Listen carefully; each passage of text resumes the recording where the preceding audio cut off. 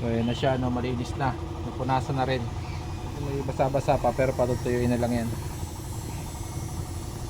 Bago natin i-start. Okay.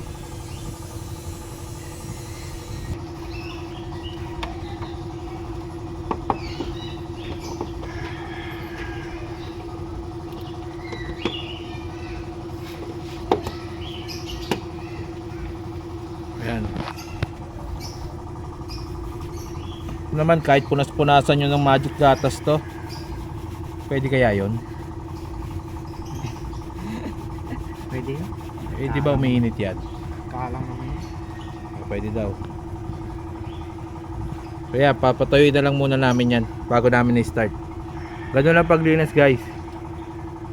Yan, degreaser. Kung may mas magandang degreaser, may nabibili daw na tagpo 400 ml ata to 50. Nasa 400.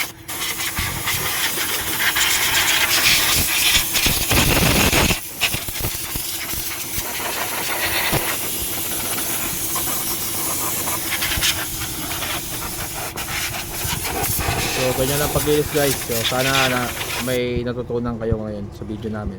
Salamat, paalam.